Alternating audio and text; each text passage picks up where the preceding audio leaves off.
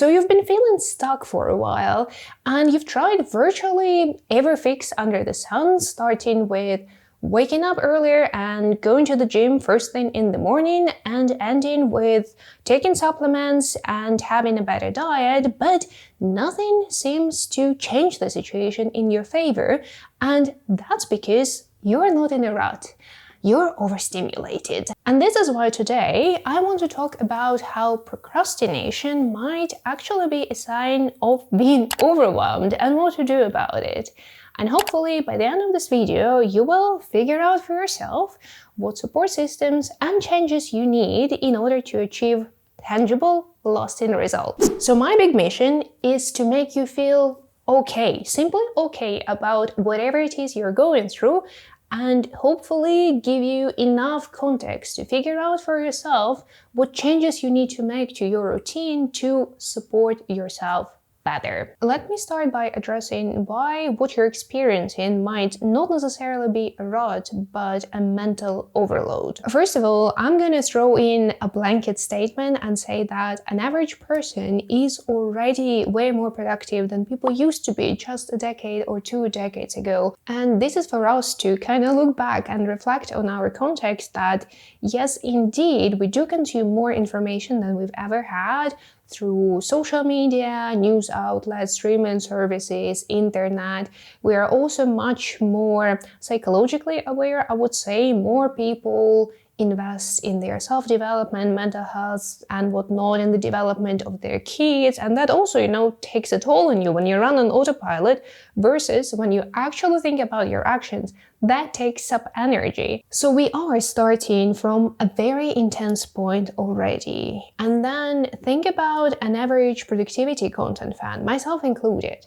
People like us, we are constantly looking for the next, not necessarily hack, but the next system to try out, the next regimen, the next routine. But that's just the beginning, because what I want to highlight is that all of us, regardless of our socioeconomic background, go through change.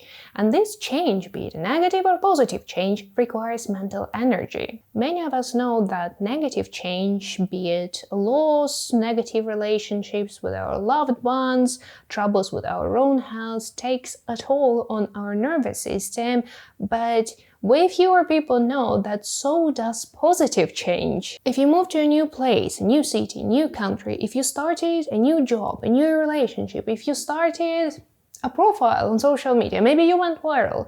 Even if it is the best thing that has happened to you in the past few months or years, it still creates a lot of these additional tasks on the back of your mind. Suddenly you realize that, wow, my life is supposed to be happy and I do feel happy, but I just cannot focus. I keep forgetting about the simplest tasks and I keep postponing things that could have taken me just 2 minutes to complete. I like to think of our minds like computer RAM.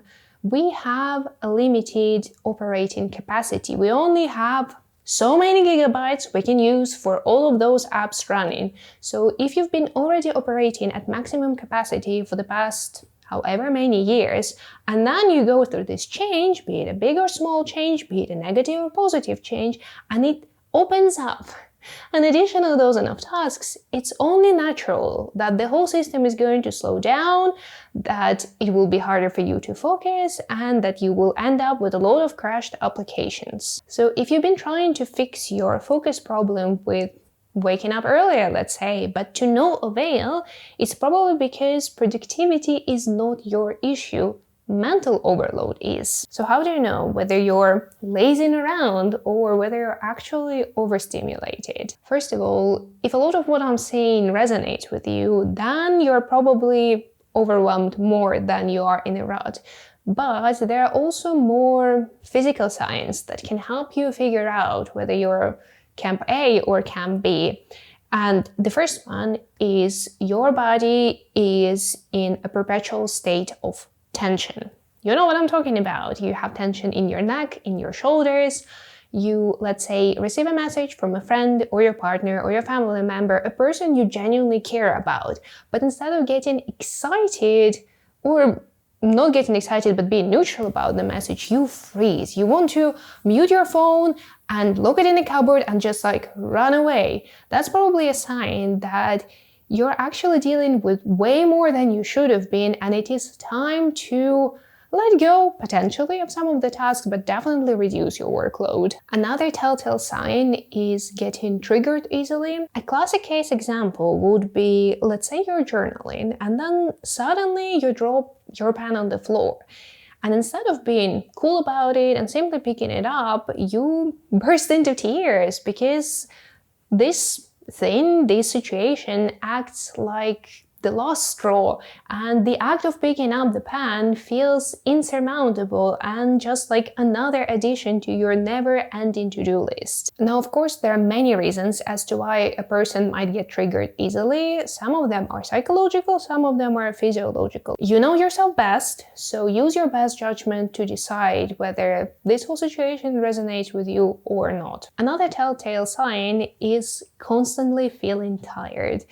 If your sleep is okay, if you move your body regularly, if your diet is nutritious and filling, and you don't have any deficiencies or medical conditions, yet you constantly feel tired day in and day out, it's probably your nervous system telling you that you need to slow down. And finally, and that's kind of obvious, but you have experienced a big or small change lately. And as I already said, it doesn't have to be a negative change. It can be something positive, like graduating, starting a new job, moving to a new place.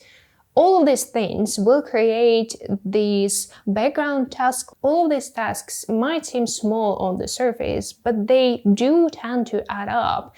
And we do have only so much capacity to focus, so this additional task or two might be the thing that tip the scales. Now let's talk about the things that can help you support yourself through this transition period.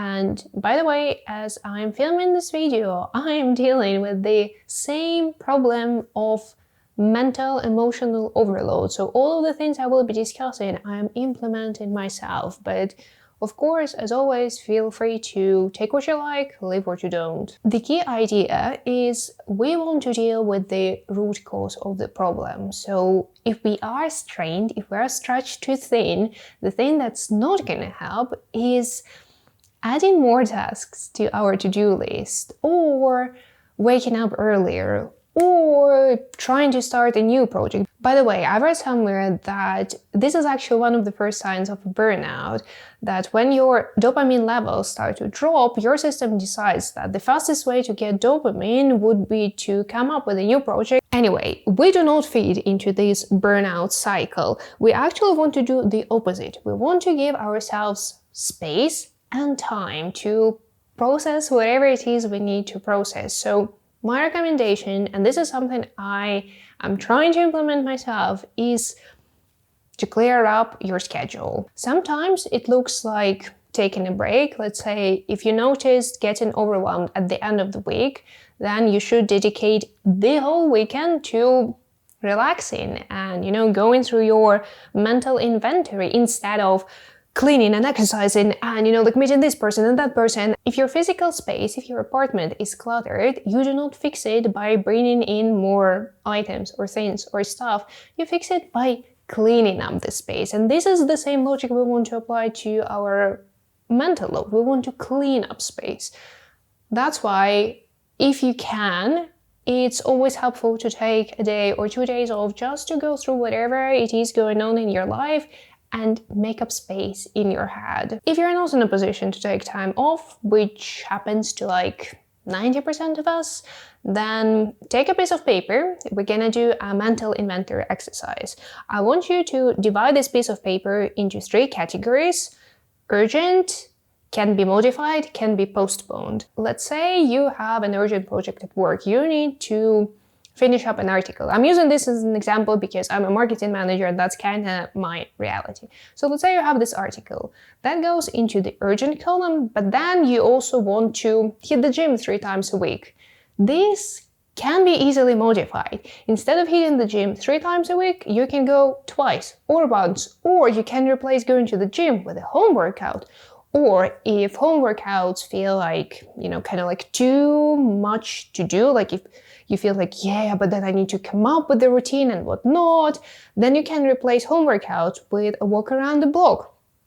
The point is, you can modify this task. Maybe it is not as effective as the original task, but it gets the job done while simultaneously clearing up a bit of space in your head. And then the third category, like tasks that can be postponed, can include things like cleaning your apartment. I'm obviously not advocating for keeping your apartment a mess, but most of the time postponing cleaning, if you're overwhelmed for a week, is not going to do anything to your apartment. Or if postponing this task doesn't feel comfortable to you, you can always modify it and do a lighter version, like just do a basic, I don't know, like vacuuming and just like wiping the dust, whatever it is, instead of spending 3 to 5 hours on a Sunday morning to clean up the whole space. The third category can also include a lot of admin tasks like updating spreadsheets and answering to emails that are not urgent and ticking this or that box. If you are going through a change and that change requires you to tackle some things urgently, for example,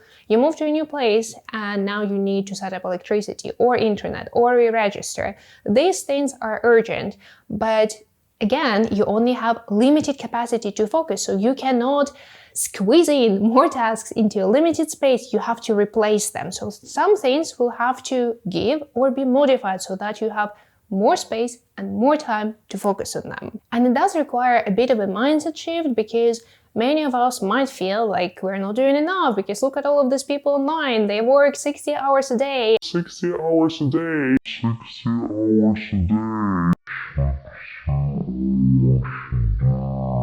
And still are fine. But listen, if you're overwhelmed and you can't focus because your schedule is simply too packed for you, then pushing yourself harder is not going to help. I know it might feel like taking a step back, but sometimes you have to take a step back to go forward. So please take it from me. You are doing enough, you're productive, you're great, you're worthy even without all of the achievements, and just give yourself that damn break or that reduced workload, because you definitely need it. Pep talk aside, a few more hacky things that genuinely help me deal with mental overload are, first of all, walking or running. For me personally, going to the gym doesn't help as much with mental overload as jogging does. I don't know what's the scientific connection between these two, but it just helps. And another thing is a brain dump.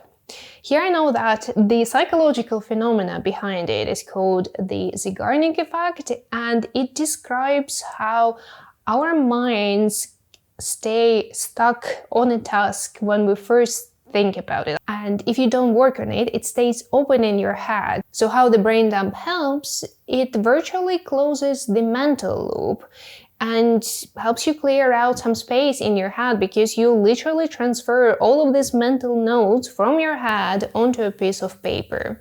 And the best way to do it is by literally dumping everything from your head in whatever format feels the most natural to you.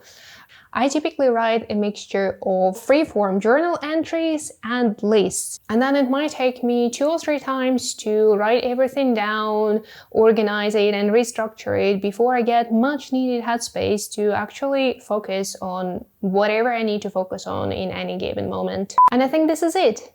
Leave your questions or suggestions in the comments section, like and subscribe if you found this video useful, and otherwise, I wish you a great day, a clear head, and I will see you next time. Bye bye!